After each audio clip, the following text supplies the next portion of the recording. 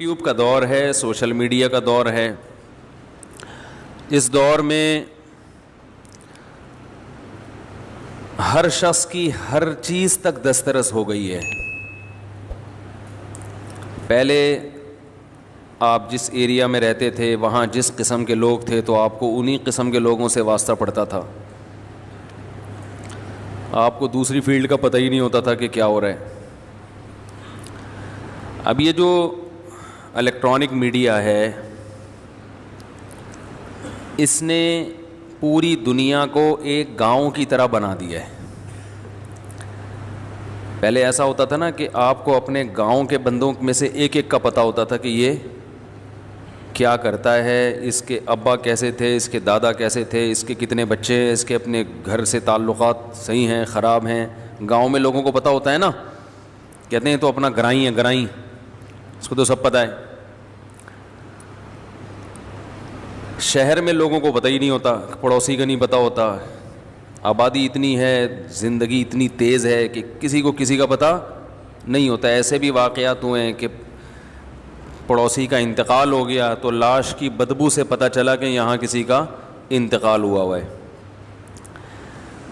لیکن جب سے یہ میڈیا جو ابھی الیکٹرانک میڈیا جو بہت تیزی سے دنیا میں پھیلا ہے، موبائل فون، انٹرنیٹ، اس نے دنیا کو ایک گلوبل ولیج کی طرح بنا دیا ہے۔ گلوبل ولیج بنا دیا ہے، اس نے ایک گاؤں کی طرح بنا دیا ہے۔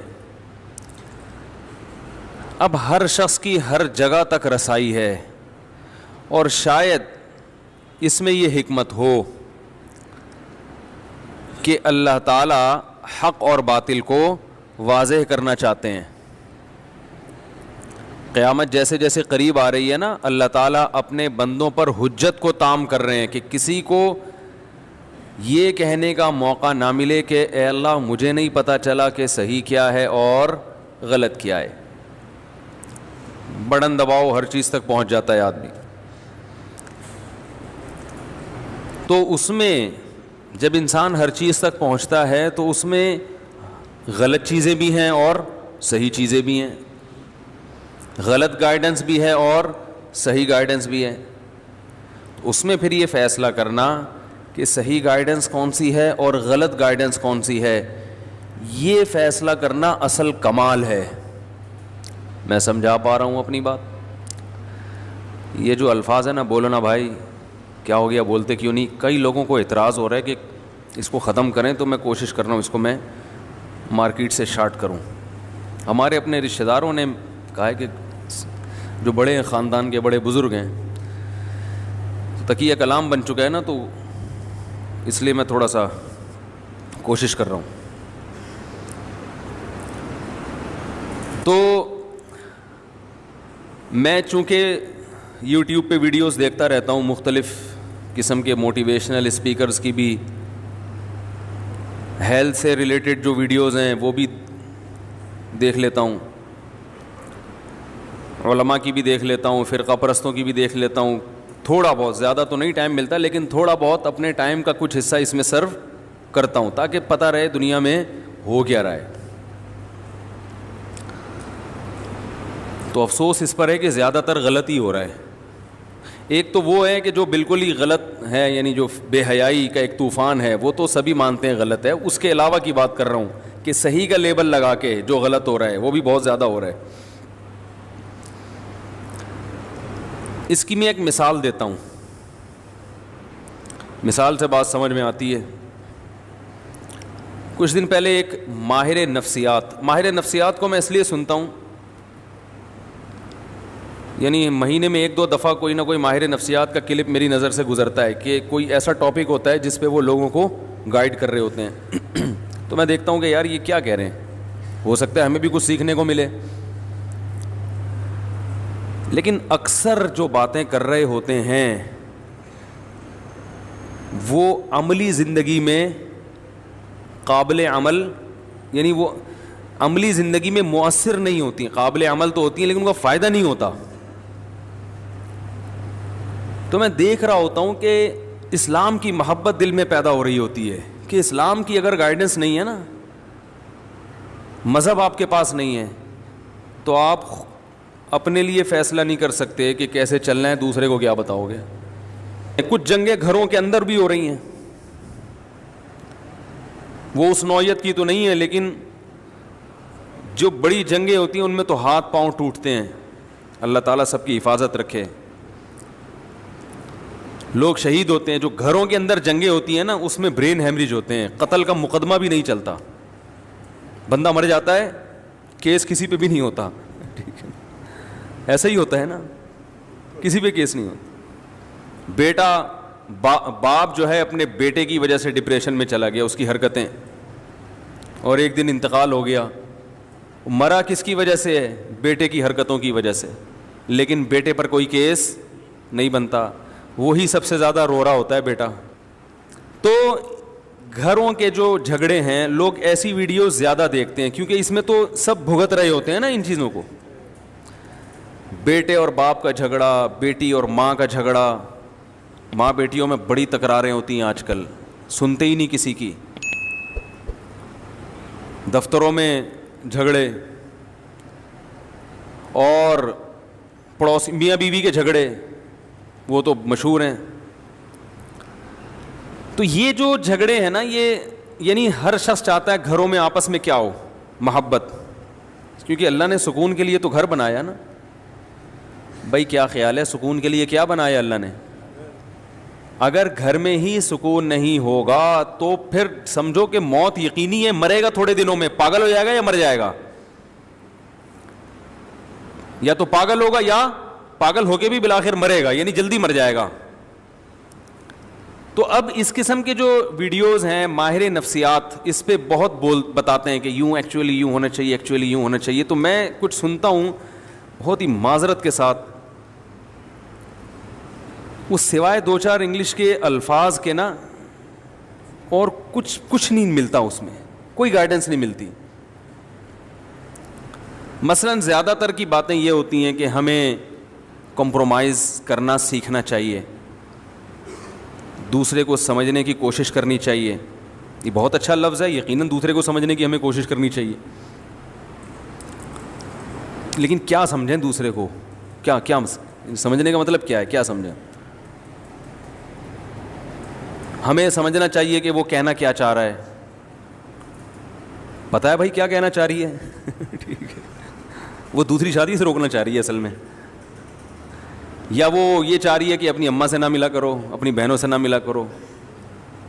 یہ کیا چاہ رہا ہے؟ تو بہرحال اب میں زیادہ ڈیٹیل میں نہیں جاتا, لیکن یہ کہ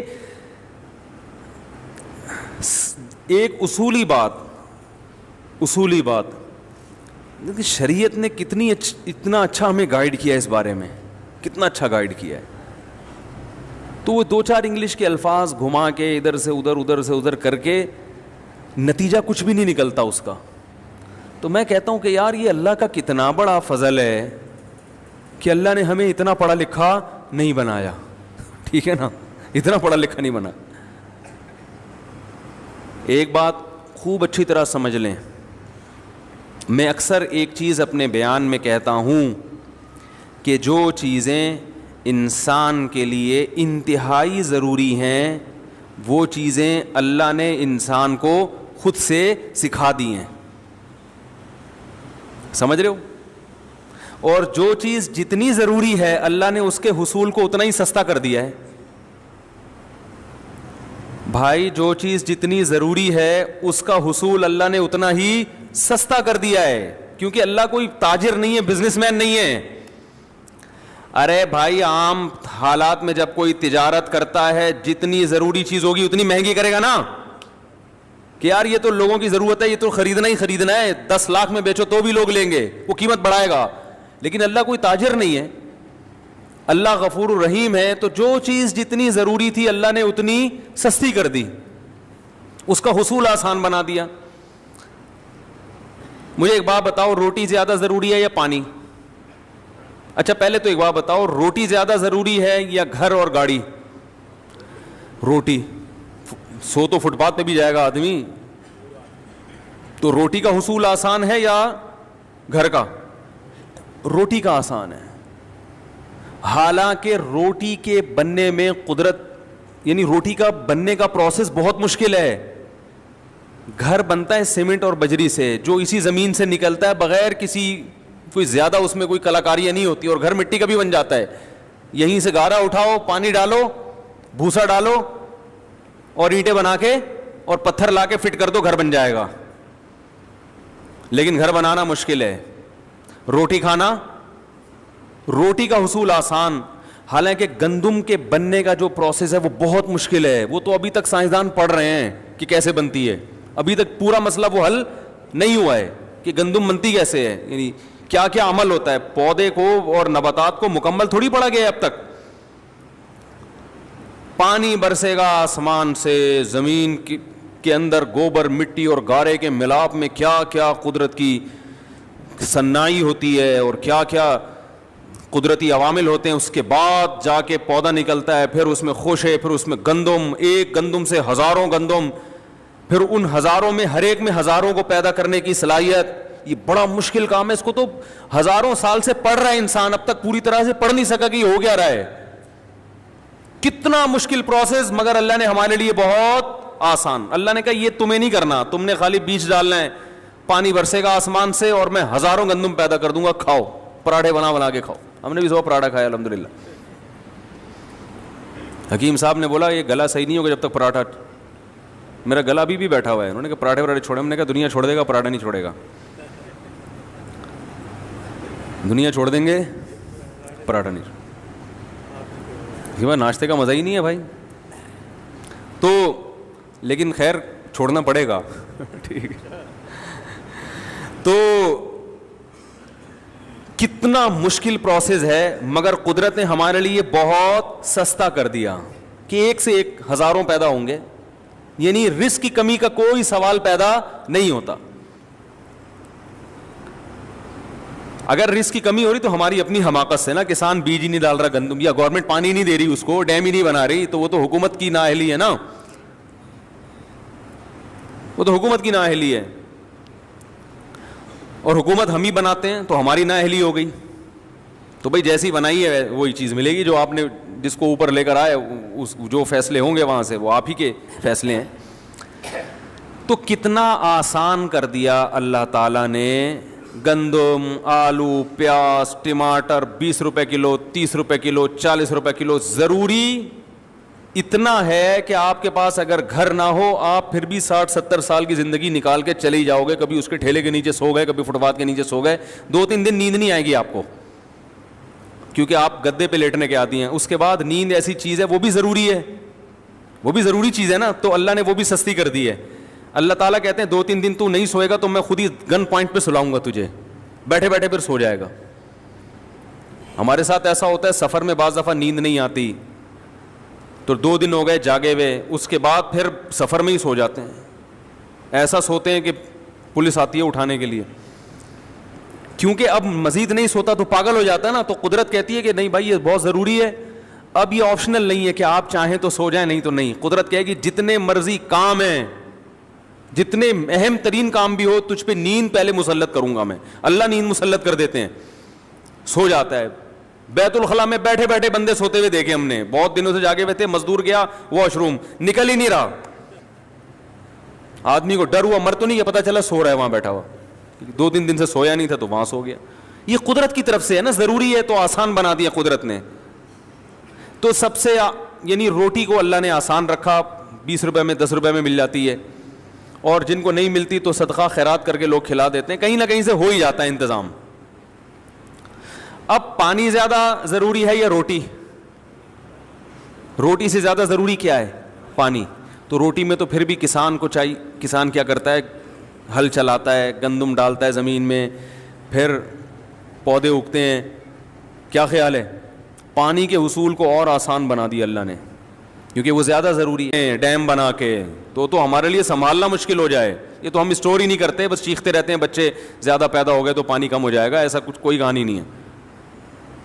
اتنی بارشیں برس نہیں ہیں کہ ان کو اسٹور کر لو تو برساتی مینڈکوں کی طرح بھی بچے پیدا ہونا, وہ اس میں تیرتے رہیں گے ڈیموں میں جا کے, پانی ختم نہیں ہوگا. یہ جاہل لوگ ہیں جو ہم پر مسلط ہو کے ہمیں سکھا رہے ہیں کہ کیلکولیشن غلط کر کر کے بتا رہے ہیں کہ اتنا پانی زمین میں نیچے جا رہا ہے, اتنا اوپر جا رہا ہے. یہ پاگل لوگ ہیں, سینس لوگ ہیں, زیادہ پڑھ لکھ گئے نا, زیادہ پڑھ لکھ گئے ہیں. تو پانی سے زیادہ کیا ضروری ہے؟ ہوا, سانس. کیا خیال ہے بھائی, پانی سے زیادہ کیا ضروری ہے؟ پانی تو میرے بھائی دن میں 2-3 گلاس بھی پی لو تو چل جائے گا آدمی. لہذا اللہ نے اس میں ہمیں یہ کہا ہے کہ ارادہ کر کے پیو, جاؤ, پوستیوں کو نہیں ملے گا. پڑے ہوئے بیٹھے ہوئے پیاس لگ رہی ہے, اٹھ کے کولر کی طرف نہیں جا رہے, تو اتنی محنت کر, اتنا سستا بھی نہیں ہے کہ کوئی تمہارے منہ میں پائپ لگا کے جائے. وہ ہمارے حضرت ایک سست آدمی کا واقعہ بیان کیا کرتے تھے کہ 2 سست آدمی لیٹے ہوئے تھے, تو بیر آ کے گرا نا, بیری کے درخت کے نیچے لیٹے ہوئے تھے. ایک نے دوسرے سے کہا, اوئے تو یہ میرے منہ میں اٹھا کے ڈال دے. دوسرا ڈال ہی نہیں رہا. تو اتنے میں ایک گھڑ سوار قریب سے گزرا, اس نے اس کو آواز دی, بھائی جان ذرا کام ہے. وہ آیا, کہہ رہا یار یہ بیر جو ہے نا میرے منہ میں اٹھا کے ڈال دو. اس نے کہا کمبخت تو اتنا نہیں کر سکتا کہ بیر اپنے منہ میں اٹھا کے ڈال لے, اور اگر نہیں ڈالا جا رہا تھا تو مجھے بلانے کی کہ یہ جو تیرے ساتھ لیٹا ہوا ہے اس کو بولتا نا. تو وہ دوسرا بولا میں کیوں ڈالوں اس کے منہ میں بیر. کہہ رہا میں لیٹا ہوا تھا, وہ ادھر آیا, کتا میرے اوپر پیشاب کرنے لگا, میں نے اس کو بولا ہٹا ہی نہیں رہا تھا. میں نے اس کو بولا کہ ہٹا ہی نہیں رہا تھا. میں نے کہا اب جب تو نے میرا کام نہیں کیا تو میں بھی تیرا کام نہیں کروں گا. ایک لڑکا سست تھا نا, تو ابا اس کے پریشان تھے. رفیع بھائی سن لیں اچھی طرح سے, ان کی بات نہیں ہے ویسے, ان کو سمجھانے کے لیے. یہ آگے لوگوں کو بتاتے ہیں نا ایسے واقعات, تو فائدہ ہوتا ہے لوگوں کو. تو وہ جو کام باپ بیٹے کو کہے وہ بیٹا کر کے ہی نہ دے. باپ تنگ آ گیا, یار اس کمبخت کو میں کیا علاج کروں. تو ایک دن ابا ایک مشین لے کر آیا, اور ابا نے بیٹے سے کہا, بیٹا تیری عادت کو ملحوظ رکھتے ہوئے میں ایک مشین لے کر آیا ہوں, بٹن دبا کے ہر کام کرے گی. بٹن دبائے گا چائے آئے گی, بٹن دبائے گا پانی آئے گا. اب تیری زندگی میں سکون آ جائے گا, تجھے کچھ کرنا نہیں پڑے گا, بٹن دبا کے ہر کام ہوگا. بیٹا کہتا ہے ابا بٹن کون دبائے گا اس کا, اس کے لیے بھی کوئی ملازم لے آتے. تو یہ سستی جو ہے نا, سستی جتنی پیدا ہوگی یہ بڑھتی چلی جاتی ہے. اگر آپ مشینی زندگی میں آنا چاہتے ہیں, خود کچھ نہیں کرنا چاہتے, تو کچھ دنوں کے بعد مشینوں کو استعمال کرتے ہوئے بھی آپ کو سستی محسوس ہوگی, جیسے کہ ہو رہا ہے. دیکھو پہلے لوگ لمبے لمبے سفر پیدل کرتے تھے نا, اب گاڑیوں میں جاتے ہیں, لیکن اب گاڑی میں جاتے ہوئے بھی سستی ہوتی, کون یہاں سے وہاں جائے. بائک پہ جاتے ہوئے بھی سستی ہو رہی ہے, یار کون دودھ لینے جائے. وہ بیگم بولی بھائی 6 انڈے لے کر آؤ, کہہ رہے میں انڈے کے بغیر ہی پراٹھا کھا لوں گا, میں نہیں لا رہا. یہی تو ہے. پرانے زمانے کا آدمی آ کے دیکھ لے, بولے یار تمہیں تو فری ایک کک ماری اور جم کر کے پہنچے. تو جتنا سست انسان بنتا ہے بنتا چلا جاتا ہے, اور جتنا چست بنتا ہے چست ہوتا چلا جاتا ہے. تو خیر میں یہ عرض کر رہا تھا, پانی کو اللہ نے اور زیادہ آسان بنایا, اور ہوا کو اس سے بھی زیادہ, آکسیجن کی ضرورت ہمیں پانی سے بھی زیادہ ہے.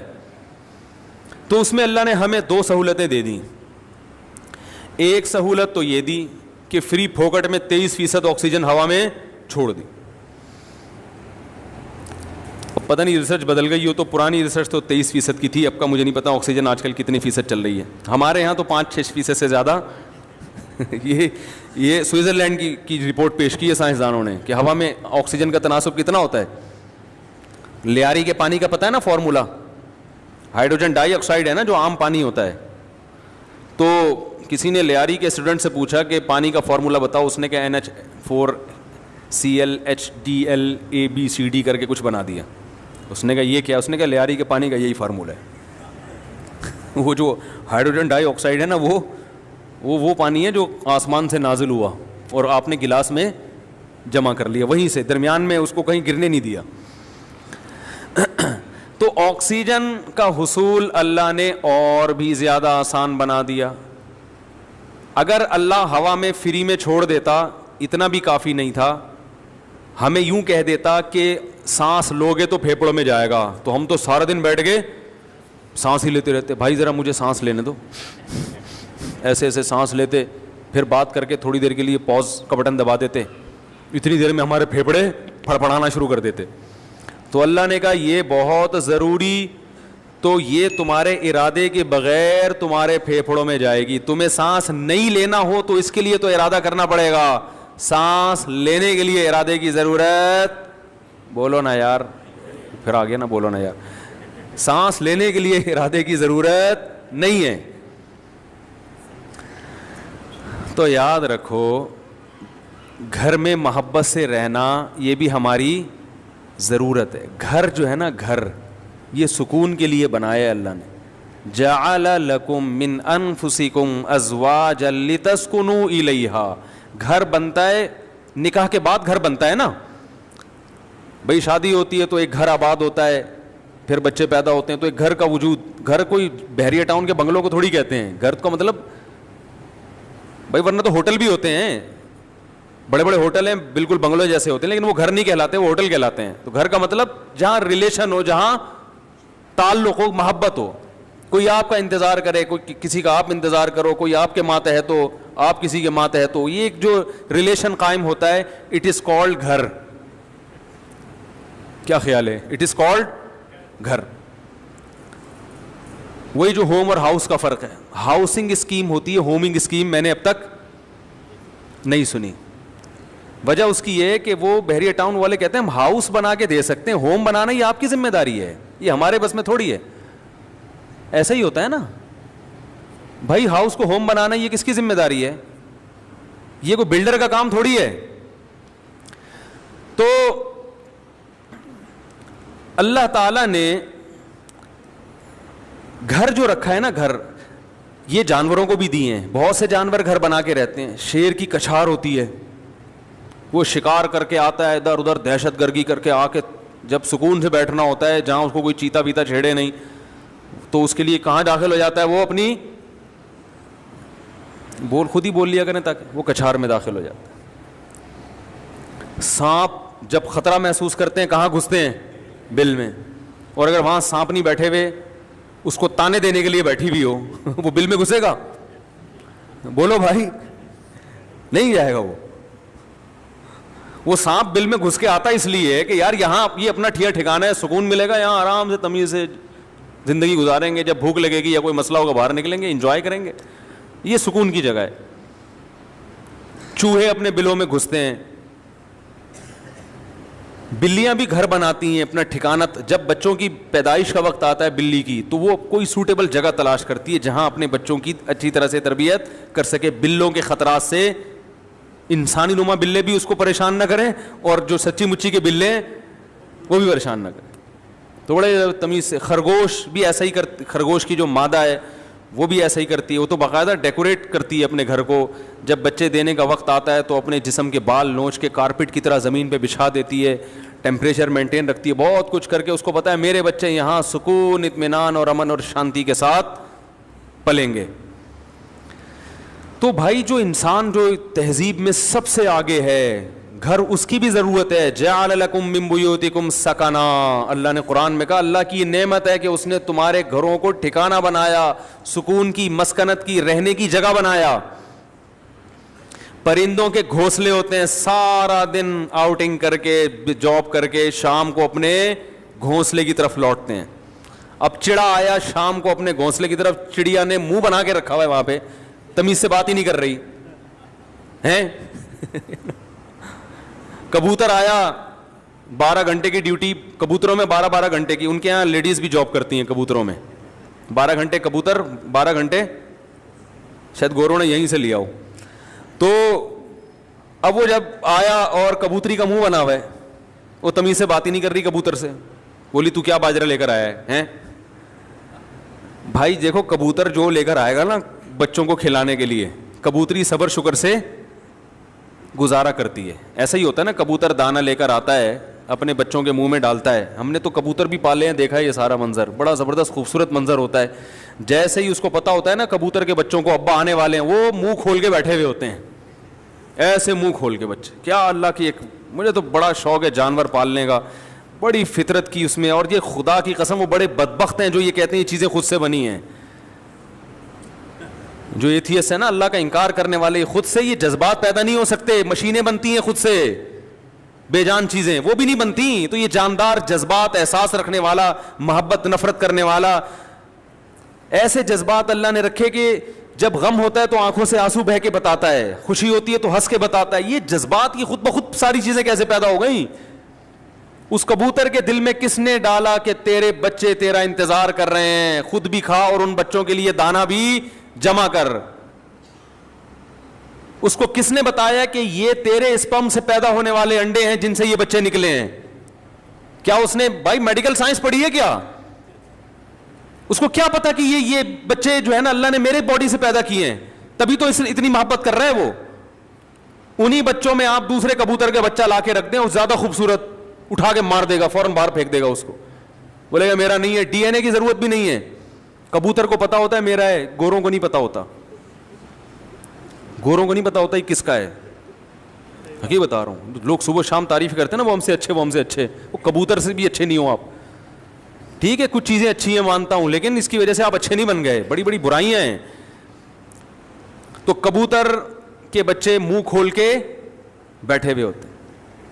کبوتر دانا لے کر آئے گا اور بچوں کے منہ میں جتنا اللہ نے اس کو رزق دیا وہ کہتا ہے چلو بھائی آج اتنا ہی ملا, آج بارش تھی اس کی وجہ سے زیادہ مال ملا نہیں ہے, گزارا کرو. کبوتری بھی گزارا کرتی ہے. اگر کبوتری دانا دینا شروع کر دے, 4 دانے اٹھا کے لے آیا, بچوں کی فیوچر کی فکر نہیں ہے, تو کبوتر گھر آنا چھوڑ دے گا. وہ دوسری کبوتریوں میں منہ مارنا شروع کرے گا, کمبخت. وہ کہے گا یہ بچے لے کے چلی جاؤ. تو جانوروں کا تو اللہ نے سسٹم بنا دیا, نہ کبوتر کبوتری کو تانا دے گا, کبوتری بھی جاتی ہے دانے لے آتی, کبوتر کہتا ہے بھائی بچوں کی ماں ہے, مجھ سے یقیناً یہ خیر خواہ ہوگی, کیا خیال ہے. اور وہ کبوتری بھی کہتی ہے بچوں کا باپ ہے, اگر اس کو آج دانا پانی کم ملا ہے تو بھائی قدرت کی طرف سے ایسا انتظام ہوگا, کوئی بے روزگاری کے تانے نہیں دیتی. ٹھیک ہے نا. ہاں اگر وہ دیکھے کہ کبوتر وہیں پڑا ہوا ہے, کمبخت اڑ نہیں رہا, پھر یقیناً کبوتری کا رائٹ ہے کہ وہ اس کو تانے دے دے کے مار دے, پھر اس کا حق ہے. تو جتنے جانور ہیں دن رات کی ٹینشن کے بعد آتے کہاں ہیں؟ ٹھکانے میں, آشیانے میں. انسان کے لیے بھی اللہ نے گھر بنائے ہیں. قرآن کے الفاظ ہیں جعل لکم من بیوتکم سکنا, کہ اللہ نے تمہارے لیے گھروں کو رہائش کی جگہ بنایا. سکنا جو ہے نا یعنی رہائش کی جگہ. اور اللہ نے یہ بھی فرمایا گھر بنتا ہے ریلیشن سے. جعل لکم من انفسکم ازواجا لتسکنوا الیہا, اللہ نے تمہارے لیے جوڑے پیدا کیے تاکہ تم سکون حاصل کرو. تو نکاح ہوتا ہے, گھر وجود میں آتا ہے, اور اللہ نے بتایا کہ یہ جو تمہارے گھر میں آئی ہے اس سے تمہیں کیا ملے گا؟ سکون ملے گا. تو پتہ چلا یہ تو سارا پروسیس ہے کس کے لیے؟ سکون کے لیے بھائی. اور ہمارے ہاں زیادہ تر ٹینشنوں کے واقعات گھروں کے ہوتے ہیں. جن کے گھر نہیں ہیں وہ سکون سے ہیں, اور جن کے گھر ہیں وہ ڈپریشن کی گولیاں کھا رہے ہیں. تو اس کا مطلب معاشرے میں کوئی بہت ہی الٹا کام ہو رہا ہے جو بالکل فطرت سے ہٹ کر ہے. کیا ایسے یار کیوں سمجھ میں کیوں نہیں آ رہا؟ دیکھو روٹی پیٹ بھرنے کے لیے ہے نا, روٹی سے پیٹ نہیں بھر رہا, مطلب وہ بہت ہی کچھ ایسا چیز آپ نے کھائی بھی ہے, یہ کچھ ایسا لائف اسٹائل ہے کہ آپ کا تو میدا ہی الٹا کام کر رہا ہے.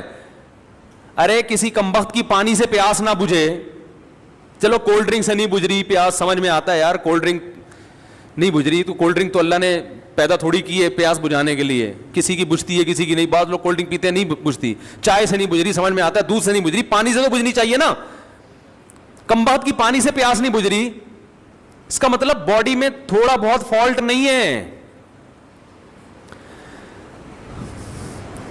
میرے یہ سمجھانے سے بھی اگر سمجھ میں نہیں آ رہا تو تھوڑا بہت فالٹ نہیں ہے. اتنی اچھی مثال دے کے بھی اگر سمجھ میں نہیں آ رہا تو میرے بھائی جن کی نہیں آ رہا, یہاں تھوڑا سا فالٹ بہت بڑا فالٹ ہے, بہت بڑا فالٹ ہے. میں نے وہ بیان ریکارڈ کروایا تھا نا کہ عورتیں بچے پیدا کرنے سے صحت اچھی ہوتی ہے, خراب نہیں ہوتی. وہ پورا میں نے پورے ڈاکٹروں کی رپورٹیں بھی پیش کر دی جو نوبل پرائز ڈاکٹر ہیں یو کے کہ عورت کا حمل روکنے سے بیڑا غرق ہوتا ہے, موٹاپا آتا ہے. اس میں بھی میں نے یہی دلیل دی کہ جو چیز نیچر ہے وہ صحت کے لیے اچھی ہوتی ہے, خراب تھوڑی ہوتی ہے.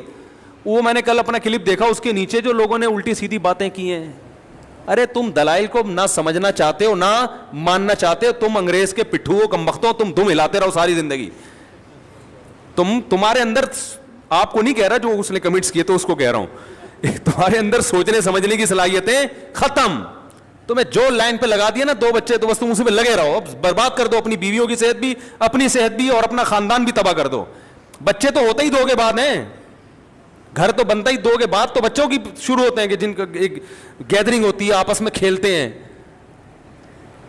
تو ایک لائن پہ لگا دیا, بس اسی پہ سب چلتے چلے جا رہے ہیں. تو گھر کس کے لیے بنایا اللہ نے؟ سکون کے لیے. ایک گھر میں سکون نہ ہو تو چلو بات سمجھ میں آتی ہے کہ بھائی کبھی کبھار ہزاروں میں کوئی ایک بیمار بھی پیدا ہو جاتا ہے نا. ہر گھر میں لڑائیاں, ہر گھر میں بے سکونی, لاکھوں میں ایک آدھ گھر ہوگا جس میں سکون ہوگا. بھائی کم بہت بھائی سے بات نہیں کر رہا, بہن بہن سے بات نہیں کر رہی, جٹھانیاں, نندوئی, ساسیں, وہ تو ایک مستقل ٹاپک ہے. باپ اور اولاد میں نہیں بن رہی, ماں بیٹی میں نہیں بن رہی, میاں بیوی میں نہیں بن رہی. تو اس کا مطلب ہے کہ معاشرے میں کوئی چھوٹا موٹا فالٹ نہیں ہے بھائی, یہ تو جانور پھر ہم سے اچھے ہیں. کیا خیال ہے بھائی جان؟ ہم سے اچھے جو پھر کبوتر نکلا, چڑے نکلے ہیں بھائی. ہمیں آفس میں سکون مل رہا ہے, گھر میں نہیں مل رہا.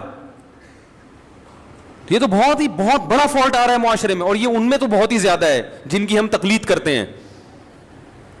تبھی وہ تو کرتے ہی نہیں نا, 40 سال تک گھر بناتے ہی نہیں ہے کہ سکون سے زندگی گزرنے دو, 40 سال کے بعد دیکھیں گے. ان کو پتا ہے کہ اگر پہلے سے کر لیا تو عذاب میں آ جائیں گے. تو اس کا مطلب اس معاشرے میں ہم سے بھی زیادہ ٹیکنیکل فالٹ ہے, کوئی بہت بڑا فالٹ ہے. تو وہ فالٹ کیا ہے؟ کیا خیال ہے, سمجھنا چاہتے ہیں؟ بہت بڑا فالٹ ہے.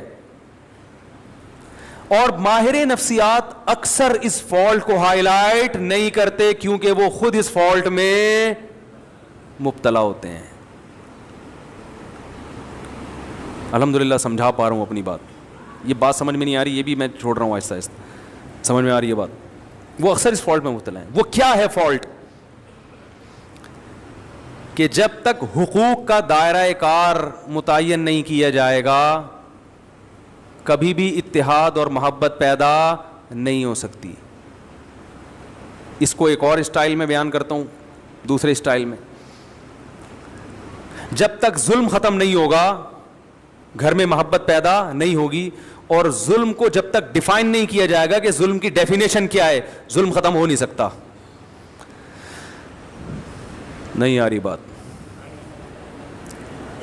جو مذہب کو فالو نہیں کرتے, خدا کی قسم لا الہ الا اللہ, قیامت تک الٹے لٹک کے پی ایچ ڈی کر لیں نفسیات میں, وہ ظلم کی ڈیفینیشن بیان کر ہی نہیں سکتے کہ ظلم کہتے کسے ہیں. کیونکہ ظلم کہتے ہیں کسی کا حق ادا نہ کرنا. جب آپ کو پتہ ہی نہیں ہوگا اس کا حق ہے کیا, تو ادا نہ کرنا اور کرنا کیا ڈیفینیشن ہوگی, پتہ کیسے چلے گا کہ حق کی ادائیگی کیا ہے اور عدم ادائیگی کیا ہے؟ کیونکہ حق کی ادائیگی کس کا کس پر کتنا حق ہے, کیا حق ہے, وہ نہیں ادا کرے گا تو لڑائیاں ہوں گی نا. میں سمجھ رہا ہوں کہ اس کا مجھ پر حق ہے, وہ سمجھ رہا ہے کہ ہے ہی نہیں, تو کیسے معاملہ چلے گا؟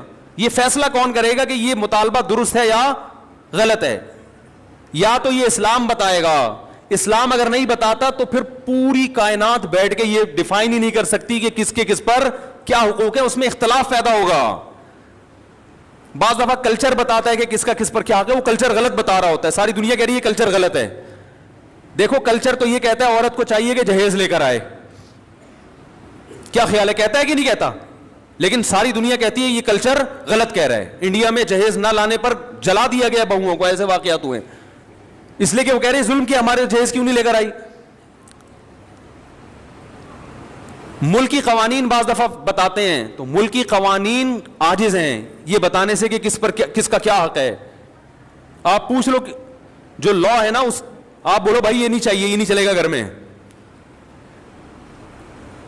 اختلاف اور لڑائی کو ختم کرنے کے لیے سب سے پہلا اصول یہ ہے کہ آپ کو یہ پتا ہونا چاہیے, باپ کو یہ پتا ہونا چاہیے کہ بیٹے کے اوپر میرے کتنے حقوق ہیں. میں اس حد تک بیٹے کو اپنا پابند بنا سکتا ہوں, اس سے آگے مجھے اللہ نے حق نہیں دیا, اس سے آگے یہ خدا نے میرے بھی اختیارات سلب کر لیے ہیں. شوہر کو پتا ہونا چاہیے بیوی کو میں اس حد تک اپنا پابند بنا سکتا ہوں, اس سے آگے کام میں اس سے بولو بھائی نہیں لے سکتا, یہ میرا رائٹ ہی نہیں ہے. عورت کو پتا ہونا چاہیے اس حد تک شوہر سے مطالبات منوا سکتی ہوں, اس سے آگے اللہ نے باؤنڈری کھینچی ہوئی ہے, مجھے آگے جانے کی اجازت نہیں ہے. ساس کو پتا ہونا چاہیے اس حد تک بہو میری خدمت کرنا اخلاقی ذمہ داری ہے, وہ بھی یہ پتا ہونا اخلاقی ہے یا قانونی, یہ بھی پتا ہونا چاہیے. کچھ چیزیں اخلاقی ہوتی ہیں, قانونی نہیں ہوتی. تو اخلاق کا دائرہ کار اخلاق کی حد تک ہی ہوتا ہے. ارے پڑوسیوں کی کو پوچھنا اخلاقی ذمہ داری ہے نا, آپ نہیں پوچھ رہے تو کیا وہ کیس کر سکتا ہے آپ کے خلاف؟ بھائی حدیث میں آتا ہے کہ وہ شخص مومن نہیں ہے جو خود پیٹ بھر کے کھائے پڑوسی بھوکا سوئے. لیکن آپ پیٹ بھر کے کھا رہے ہو, پڑوسی بھوکا سو رہا ہے, گناہ ملے گا قیامت میں, لیکن اس بیس پہ پڑوسی آپ کے خلاف کیس نہیں کر سکتا, لڑ نہیں سکتا آپ سے. وہ حدیث میں تو آتا ہے تو پیٹ بھر کے کھا رہا ہے اور جو ہے نا میں بھوکا ہوں, اب گریبان پکڑ لیا, تو یہاں ظالم کون ہوگا؟ وہ پڑوسی ہوگا. بھائی یہ اخلاقی ذمہ داری ہے کہ آپ پیٹ بھر کے کھا رہے ہو, لیکن آپ کی ہے, اس کی نہیں ہے, وہ نہیں مطالبہ کر سکتا. کچھ چیزیں اخلاقی ہیں, لیکن ہمارے ہاں کس کا کیا حق ہے یہ یونیورسٹیوں میں نہیں پڑھایا جاتا. ماہر نفسیات کو پتہ ہی نہیں ہوتا کہ حق کیا ہے, تو بیچارہ گائیڈ کیسے کرے گا؟ ہائے ہائے کیسے سمجھائیں. ماہر نفسیات بیچاروں کو پڑھا ہی نہیں ہوتا. اسلام پڑھیں گے تو پتہ چلے گا نا. انہوں نے تو گورے کو پڑھا ہے, گورے کو خود نہیں پتا, وہ اپنے گھروں میں سکون پیدا کر لیا. یہ نفسیات پڑھ کر آ رہے ہیں جرمنی کی یونیورسٹیوں میں, اور وہاں سے سیکھ رہے ہیں کہ گھروں میں جوڑ کیسے پیدا ہو. جنہوں نے ان کو پڑھایا اس پروفیسر سے پوچھو کہ تمہارے گھر میں جوڑ ہے, وہ کہے گا میرا تو گھر ہی نہیں ہے, اور اس لیے نہیں ہے مجھے پتا تھا گھر ہوگا تو پھٹے ہوں گے. تو ہم نے کہا بھی 55 سال میں کریں گے شادی, وہ تمہیں بتائے گا گھروں میں جوڑ کیسے پیدا ہو. یار کیا تو رینجرز کا کیس ہے بھائی, خطرناک کیس بنانے والا ہوں آپ کے خلاف. سارے مسائل یہاں سے کھڑے ہو رہے ہیں, گھروں میں جھگڑے, لڑائی, دفتروں میں. بھائی آپ کو پتہ ہی نہیں ہے کہ میں کہاں تک جا سکتا ہوں. دیکھو فوج میں پھٹے کم ہوتے ہیں, پولیس میں بھی, تھانے میں پھٹے کم ہوتے ہیں. وجہ اس کی یہ کہ ایک رنگ روٹ کو پتا ہے کہ آفیسر کی بات میں نے ماننی ہے, کن باتوں کو ماننا ہے اور کون سی بات ایسی ہے جو میرے اوپر لازم نہیں ہے. اگر کوئی آفیسر میرے سے گھر سے پوچھا لگوانا شروع کر دے تو یہ میرے اوپر, اور آفیسر کو پتا ہے کہ میں نے یہ شروع کر دیا تو میرے خلاف کیس بھی ہو سکتا ہے. تو پھٹوں کا ریشو فوج میں, پولیس میں سب سے کم ہے, کیونکہ قانون ہے, ان کو لکھا ہوا ہے کہ یہ ذمہ داری ہے. دفتروں میں بھی پھٹے اکثر کم ہوتے ہیں, کیونکہ باس کو پتا ہے کہ یہ امپلائی میرا کتنا تابع ہے, اس کو تنخواہ اس چیز ریٹرن میں لکھا ہوا ہوتا ہے کہ بھائی تجھے اس چیز کی تنخواہ مل رہی ہے, تو نے اتنے بجے آنا ہے, یہ کام کر کے دینا ہے, کرے گا تو میری بلا سے, تو شکل کا اچھا ہے برا ہے بھائی, تجھے ملیریا ہے, تجھے ٹی بی ہے, تجھے کیا ہے, تو نے پولیو کی ویکسینیشن کروائی ہوئی ہے کہ نہیں کروائی ہوئی, مجھے میری ہیڈ ایک نہیں ہے. یہی ہوتا ہے نا بھائی, یہ کام ہے, یہ کر کے دو گے تو تنخواہ ملے گی, نہیں تو پتلی گلی سے نکلو. اس لیے وہاں بھی پھٹوں کا ریشو کیا ہے, وہاں پھٹے ہوتے ہیں غیبتوں کی وجہ سے. وہ باس, وہ دیکھو وہ چمچا بنا ہوا ہے, اس کو تنخواہ بڑھا دی ہم کیونکہ ایمانداری سے کام کر رہے ہیں, ہماری تو تنخواہ نہیں بڑھ رہی. یہ اتنے اور بھی باتوں کی حد تک ہوتا ہے. ایسا نہیں ہوتا کہ کمپنی بند ہو جائے پھٹوں کی وجہ سے, صرف باتیں کریں گے. وہ تو شوق ہے مسلمانوں کو باتیں کرنے کا, کیونکہ کام تو ہوتا ہے گورنمنٹ کے اداروں میں ہی زیادہ ہوتا ہے نا, کیونکہ وہاں تو کام ہی نہیں ہوتا, تو باتیں کر کے ٹائم پاس کرنا ہوتا ہے. لیکن گھروں کے جو پھٹے ہوتے ہیں وہ خطرناک, چاقو نکل آتے ہیں, چھریاں نکل آتی ہیں, 2 سال تک بھائی سے بات ہی نہیں کر رہا, طلاقیں ہو جاتی ہیں, بچے رول جاتے ہیں, ڈپریشن میں چلے جاتے ہیں. ہم نے نہیں دیکھا کوئی باس کی وجہ سے ڈپریشن میں گیا ہو. ایسے میاں بہت دیکھے ہیں جو بیوی کی وجہ سے, عورتیں شوہر کی وجہ سے, بہویں ساس کی وجہ سے, ساس اپنی ساس کی وجہ سے. آپ کہنے والے تھے ساس بہو کی وجہ سے, اب تک ایسی رپورٹ آئی نہیں ہے, وہ چھوڑیں بھی زیادہ. تو خود سمجھدار ہیں آپ لوگ. وہ ساس بھی ڈپریشن میں آتی ہے, لیکن وہ کس کی وجہ سے, اپنی ساس نے اس کو ڈپریشن کا مریض بنا کے دنیا سے گئی ہوتی ہے, تو وہ آگے پارسل کر رہی ہوتی ہے یہ امانت بہو کی طرف, ٹھیک, کہ مجھے جو وراثت میں ڈپریشن ملی تھی وہ میں پوری کہاں ٹرانسفر کر رہی ہوں, بہو کو. اب جب جھگڑے ہوتے ہیں ساس بہو کے بہت, ہم کہتے ہیں بھائی الگ کرو, تو ماں باپ پھر غیرت کے تانے, ہم نے دودھ پلایا جوان کر دیا الگ ہو رہے ہو. حالانکہ یہ ماں باپ کا رائٹ نہیں ہے, یہ آپ کا حق ہی نہیں ہے. بیٹا جوان ہو گیا بالکل الگ رہ سکتا ہے, وہ نہ رہے اچھی بات ہے, ساتھ میں جو برکت ہے وہ الگ, لیکن یہ وہی ہے اخلاقی کچھ اور چیزیں ہوتی ہیں. لیکن پڑوسی گریبان تھوڑی پکڑ سکتا ہے آپ کا کہ بھئی حدیث میں آتا ہے تو مجھے کھلایا کرو, تو کھلاؤ. تو ماہر نفسیات سے گزارش ہے جب لوگوں کو موٹیویٹ کیا کریں, کچھ اچھے بھی ہیں الحمدللہ, ہر جگہ اچھے برے بھی ہوتے ہیں, اچھے تو سارے ہی ہیں, لیکن بہت سی چیزوں میں بیچاروں کے پاس خود گائیڈنس نہیں ہوتی, گائیڈنس نہیں ہوتی. وہ انگلش کے الفاظ گھما رہے ہوتے ہیں ایکچولی یوں وغیرہ وغیرہ, مجھے تو اتنی انگلش نہیں آتی. تو بات صحیح ہونی چاہیے, چاہے انگلش میں ہو یا اردو میں ہو یا پنجابی میں ہو. لوگ زبان کو دیکھ رہے ہیں آج کل, اسٹائل کو دیکھ رہے ہیں, باتوں کو, کیونکہ فلموں کا دور ہے نا, ڈراموں کا دور ہے, جس کے اسٹائل اچھے ہیں لوگ متاثر ہو رہے ہیں, بات کو تو دیکھ نہیں رہے. بات بھی ہو اسٹائل بھی ہو پھر مزہ ہے, کیا خیال ہے؟ بات بھی ہو اور اسٹائل بھی ہو, اور اگر اسٹائل نہیں ہے تو بات کو زیادہ فوکس کرنا چاہیے. اسٹائل کی اتنی ویلیو نہیں ہے, لیکن بات بہرحال صحیح ہونی چاہیے. تو آپ کو یہ پتا ہونا چاہیے کہ میرے ماتحت جو لوگ ہیں میں ان کو اس حد تک پابند بنا سکتا ہوں, اس سے زیادہ شریعت نے مجھے حق بولو نہیں دی. یہ سب سے پہلے والدین پر آتا ہے. ہمارے یہاں پتہ ہے سسٹم کیا چل رہا ہے, جس کی لاٹھی اس کی بھینس. بیٹا فرما بردار ہوگا تو باپ اس کو نچوڑ لے گا, بولے کہ ہر بات مانتا ہے, تو اس کی یہی غلطی ہے کہ ہر بات مانتا ہے کم وقت. کہیں نو کر دے تو باپ بیٹے کے کو پورے معاشرے میں ذلیل کر دیتا ہے, میرا بیٹا میری بات نہیں مان رہا. ارے وہ ہر بات مان رہا ہے. ایک دفعہ ایک ابا آئے مجھے کہنے لگے میرا بیٹا یہ میرا, میں نے کہا یار ایسے بیٹے آج کل آرڈر پہ نہیں ملتے, اتنا نیک ہیں. ایک چیز میں اگر اس نے انکار کر دیا اور وہ اس کا حق بھی ہے تو آپ کو تو کہنا چاہیے بیٹا میں, یعنی آپ کو تو اس کا دل جیتنا چاہیے. لیکن چونکہ بیٹا فرما بردار مل گیا تو ابا اس کو پوری طرح نچوڑ رہے ہیں. اگر وہی نافرمان ہوتا تو ابا کہتے صرف 100 میں سے ایک بھی مان لے تو میں خوش ہو جاؤں گا. سیزن یہ چل رہا ہے, صحیح ہے نا, موسم چلتا ہے نا, ابھی آم کا موسم ختم, انگور آ گئے, تو سیزن ہوتا ہے نا, جب انگور ہے تو ہر جگہ انگور ہی انگور نظر آئیں گے آپ کو. اور یہی حال ابا کا ہے. جب تک ابا آپ کی مجبوری ہیں, آپ کے ابا بہت اچھے, پیسے نکلوانے ان سے, جہاں ابا کی ضرورت نہیں رہی وہاں ابا سے زیادہ ٹینشن والا آپ کے گھر میں. جب ابا بوڑھے ہوتے ہیں تو کیسا ستایا جاتا ہے ان کو, یہ ہمارے معاشرے میں اکثر ہوتا ہے. بوڑھا ہونے کی دیر ہوتی ہے بیچارے کی, وہ کھانستا ہوا بھی برا لگ رہا ہوتا ہے, ہر چیز میں وہ کیا لگ رہا ہوتا ہے برا, یہ جائے گا کب. اور باقی حقوق کو اسی پر قیاس کر لیں. تو یہ جو اللہ نے فرمایا ادخلوا فی السلم کافہ, مکمل اسلام میں داخل ہو جاؤ, اس مکمل میں یہ بھی ہے کہ آپ کو یہ پتہ ہونا چاہیے کہ سامنے والے کے مجھ پر کتنے حقوق ہیں. ایک چھوٹا سا واقعہ سنا کے بیان ختم کرتا ہوں. ہمارے شیخ مفتی رشید احمد صاحب بڑے بزرگ تھے, ہم ان کا بہت احترام, ان کے غلاموں کے غلام تھے, غلاموں کے غلام. میں نے حضرت سے کوئی بات عرض کی کہ حضرت کچھ ایسی بات ہے, کچھ گھر سے متعلق. حضرت نے وہ بات مشورے کے لیے کسی سے ذکر کر دی. تو میں نے حضرت سے عرض کیا حضرت یہ گھر کی بات تھی, یہ باہر نہیں آنی چاہیے تھی. حضرت نے مجھ سے معذرت کرنا شروع کر دی, کئی غلطی ہوئی ہے مجھ سے, حالانکہ وہ بات کوئی ایسی نہیں تھی.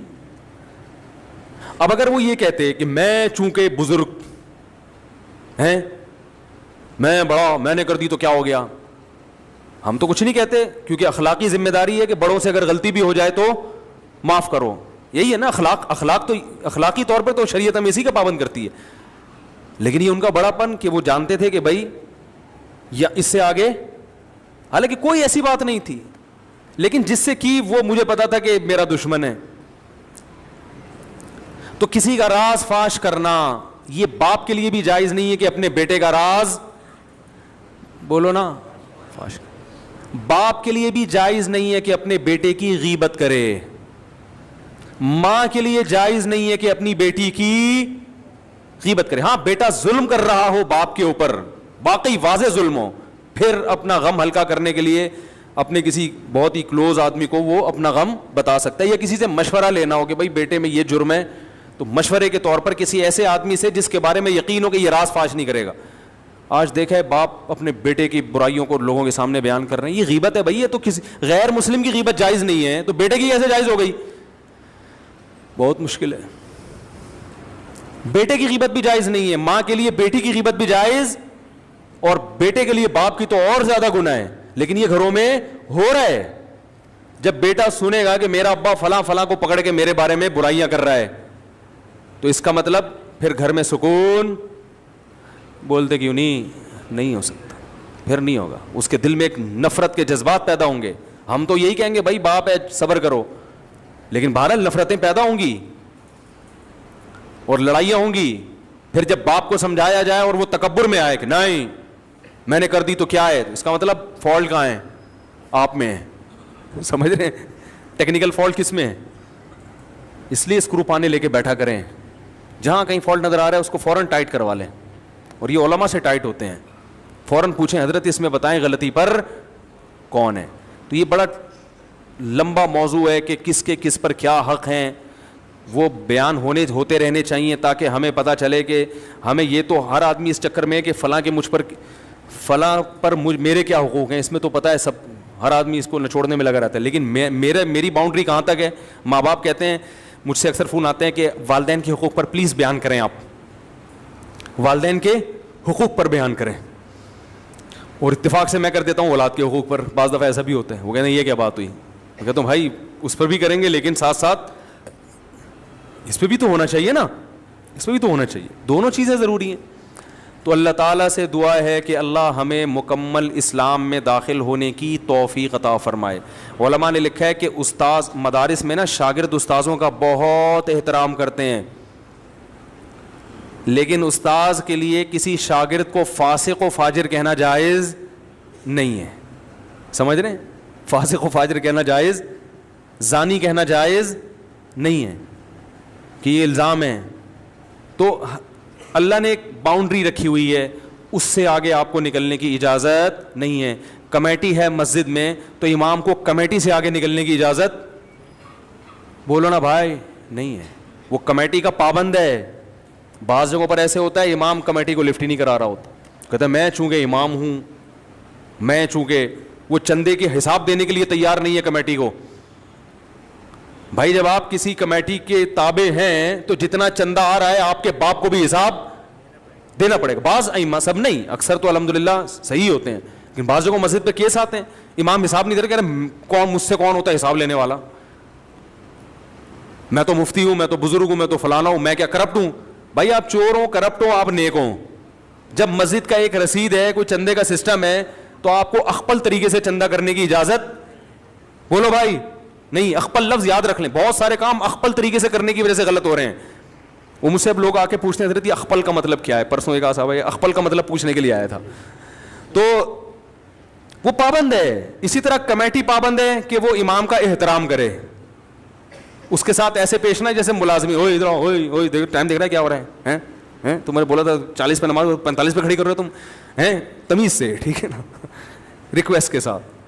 تو مسجدوں میں بھی لڑائیاں, گھروں میں بھی. اللہ تعالیٰ ہماری حفاظت فرمائے اور ہمیں یہ جاننے کی توفیق عطا فرمائے کہ ہمارا کس پر کتنا حق ہے. یہ جو آج میں نے بیان کیا ہے نا, بیان یہاں سے شروع ہوا تھا کہ جو چیزیں بہت ضروری ہیں وہ اللہ نے بہت آسان رکھی ہیں, تو وہ آخر میں کوئی ربط میں گڑبڑ ہوئی ہے تھوڑا سا. تو وہ میں یہ کہنا چاہ رہا تھا کہ گھر اللہ نے بنایا ہے سکون کے لیے, تو ظاہر ہے اس میں سکون کا حصول بہت آسان رکھا ہوگا. تو وہ آسان یہی ہے کہ اس کے لیے کوئی لمبی چوڑی تحقیقات کی ضرورت نہیں ہے. اس کے لیے سب سے زیادہ ضروری ہے کہ آپ کو پتہ ہو کہ میرے کیا حقوق ہیں اور سامنے والے کے کیا حقوق ہیں, بس اتنی سی نالج ہونی چاہیے. سمجھ رہے ہیں؟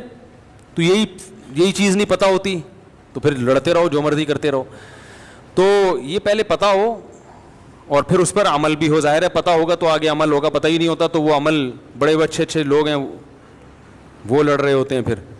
تو پتہ ہو اور پھر اس کے مطابق انسان عمل کرے. جب علم ہوتا ہے انسان کو اطمینان ہوتا ہے کہ یار میں اگر اس سے زیادہ کا مطالبہ کروں گا تو یہ ظلم کہلائے گا. تو وہ بہت آسان رکھا ہے اللہ نے, زیادہ اس کو پیچیدہ نہیں بنایا. ہم لوگوں نے اس کو پیچیدہ بنا دیا بہت, اس میں اتنی قیدیں لگا کے اور اتنا کچھ کر کے پتہ ہی نہیں چل رہا کم وقت کے ہندوؤں سے سیکھنا ہے ہم نے, عیسائیوں سے سیکھنا ہے, کلچر سے لینا ہے, یا اسلام کو فالو کرنا ہے, تو پتہ ہی نہیں چل رہا. تو اس کی وجہ سے پھر گھر میں سکون ہی نہیں ہے. ایک قانون چلنا چاہیے نا, نہیں تو پھر پورے انگریزی کو فالو کر لو, پورے انگریزی کو فالو کر لو, کہیں تو ٹکو نہ جا کے. بھائی مکمل انگریز کو فالو کرو گے تو چلو گھر ہی شارٹ ہو جائے گا, پھر گھر ہی شارٹ ہو جائے گا. تو وہ بھی ایک لائف اسٹائل ہے, گھر ہی نہیں رہے گا, نہ بجے گا بانس نہ بجے گی بانسری. تو اس کی وجہ سے جو بے سکونی ہوگی وہ والی, وہ ایک الگ ٹائپ کی ہے پھر, کیونکہ گھر ہونا بھی فطرت ہے انسان کی. کیا خیال ہے بھائی؟